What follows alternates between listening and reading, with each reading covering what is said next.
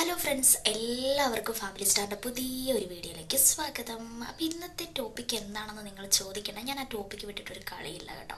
സത്യം പറഞ്ഞു കഴിഞ്ഞാൽ ഇങ്ങനെയുള്ള കാര്യങ്ങളൊക്കെ ഓരോ ദിവസം എന്തൊക്കെയാണ് കേൾക്കുന്നത്. ഒരു വിധത്തിൽ പറഞ്ഞാൽ എല്ലാത്തിനും ഒരു പ്രശ്നം സോൾവ് ആയെന്ന് തന്നെ പറയാം കേട്ടോ. കാരണം എന്താണെന്ന് വെച്ച് കഴിഞ്ഞാൽ നമ്മുടെ ഈ ജീവമാത അതൊക്കെ പൂട്ടി എന്നാണ് ന്യൂസിൽ കാണിക്കുന്നത്. പക്ഷെ ഓരോ ന്യൂസിലും പേരെടുത്ത് പറയത്തില്ല. സ്വകാര്യ അനാഥാലയം അങ്ങനെയുള്ള ഇതിലാണ് പറയാം, അല്ലെ പത്തനംതിട്ടയിലെ ഒരു അനാഥാലയം ഇങ്ങനെയാണ് പറയുന്നത്. പേരെടുത്ത് സംസാരിക്കുന്നത് അതെന്താണെന്ന് നമുക്കറിയില്ല കേട്ടോ. പക്ഷെ അവിടെയുള്ളവരെയൊക്കെ വേറെ സ്ഥലത്തേക്ക് മാറ്റി താമസിക്കാനുള്ള സൗകര്യമൊക്കെ ശരിയാക്കി എന്നൊക്കെയാണ് ന്യൂസിൽ പറയുന്നത്. നമുക്ക് കൂടുതൽ അതിനെക്കുറിച്ച് അറിയില്ല.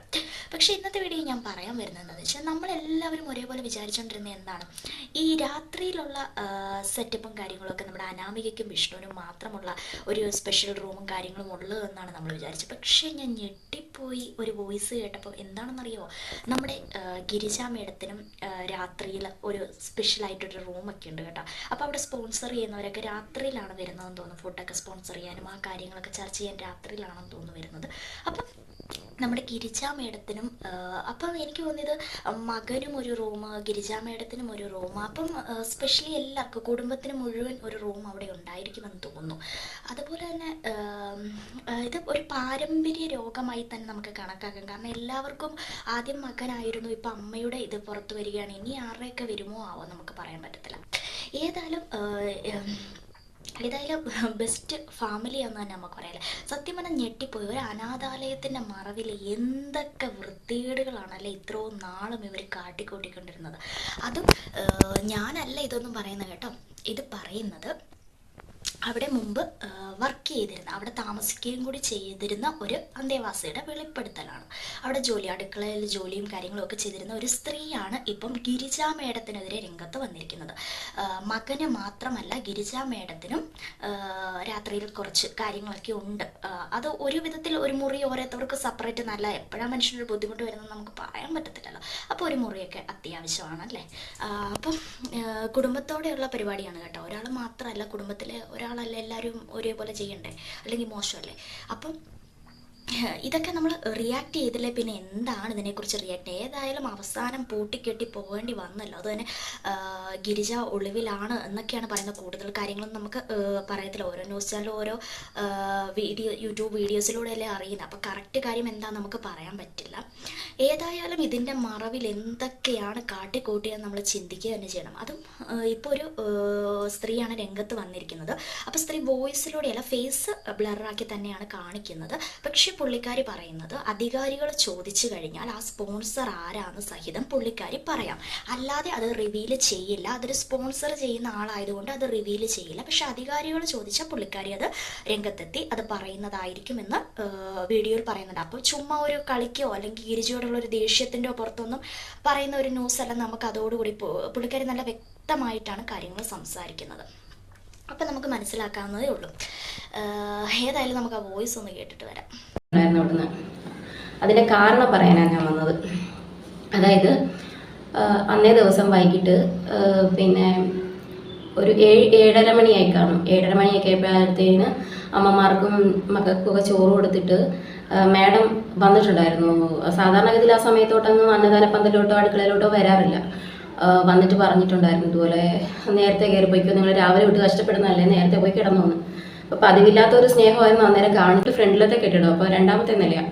അപ്പോൾ അവിടെ ഒരു ആണിൻ്റെ കൈ വന്നിട്ട് ഞങ്ങളിങ്ങനെ നോക്കിയപ്പം മുകളിലത്തെ റൂമിലെ ജനലിൻ്റെ കതക് ഒരു വാച്ച് കെട്ടിയ കൈ വന്ന് അടയ്ക്കുന്നത് കണ്ടു. അപ്പം അവിടെ ആണുങ്ങൾ ആരുമില്ല, ഉണ്ണിയൊന്നും അവിടെ ഇല്ലാത്ത സമയമാണ്. അങ്ങനെ ഞങ്ങൾക്കൊരു സംശയം തോന്നിയിട്ട് ഞങ്ങൾ കുറച്ച് പിള്ളേരും ഉണ്ട് കൂടെ.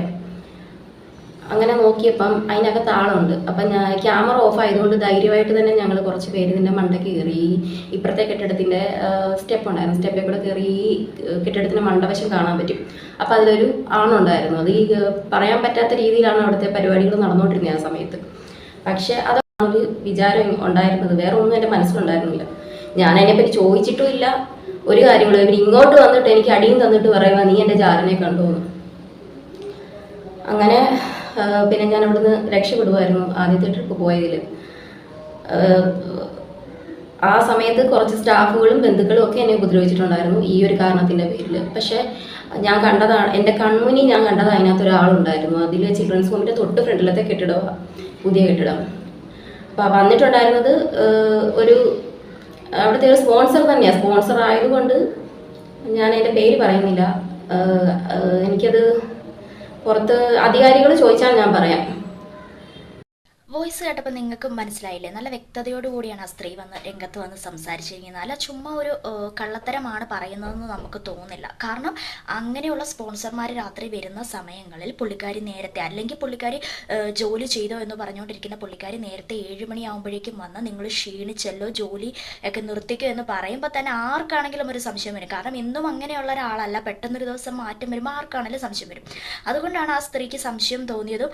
അതുപോലെ തന്നെ ഒരു പുരുഷന്റെ കൈ പുറത്തേക്ക് ജനലടയ്ക്കാൻ ശ്രമിക്കുന്നത് കണ്ടപ്പോഴാണ് അവർക്ക് കൂടുതൽ സംശയം തോന്നുന്നതും ചെന്ന് നോക്കുന്നതുമല്ല. പക്ഷെ കാണാൻ പാടില്ലാത്ത സാഹചര്യത്തിലാണ് കണ്ടതെന്നും പറയുന്നുണ്ട്. അതുപോലെ തന്നെ സ്പോൺസർ ചെയ്ത ആളെ അധികാരികൾ ചോദിച്ചാൽ രംഗത്ത് വന്ന് പറയുകയും ചെയ്യുന്നുണ്ട്. അത്ര ദൃഢതയോടെ പറയുമ്പോൾ അത് സത്യമല്ലാത്തൊരു കാര്യമല്ല. ഒരു വിധത്തിൽ അവർ രാത്രിയിൽ വിളിച്ചു വരുത്തുന്നു, അതൊന്നും അവരുടേതായ പേഴ്സണൽ കാര്യങ്ങൾ, അതിൻ്റെ അകത്തൊന്നും നമുക്ക് ആർക്കും ഇടപെടേണ്ട കാര്യമില്ല, ശരിയാണ്. പക്ഷേ ഇതൊരു അനാഥാലയത്തിൽ വെച്ച് നടക്കുമ്പോഴാണ് ആൾക്കാർ ഇത് ഇടപെടുന്നത്. ഇങ്ങനെയുള്ള വരുത്തുപോക്കും കാര്യങ്ങളും ഉണ്ടെങ്കിൽ ആ അനാഥാലയം ഒരിക്കലും പ്രായപൂർത്തിയായ പെൺകുട്ടികൾക്കാണെങ്കിൽ പ്രായം ചെന്ന അമ്മമാരെ പോലും വിടാത്ത കാലമാണിത്. അപ്പോൾ ആർക്കും സേഫായിട്ട് അവിടെ നിൽക്കാൻ സാധിക്കത്തില്ല.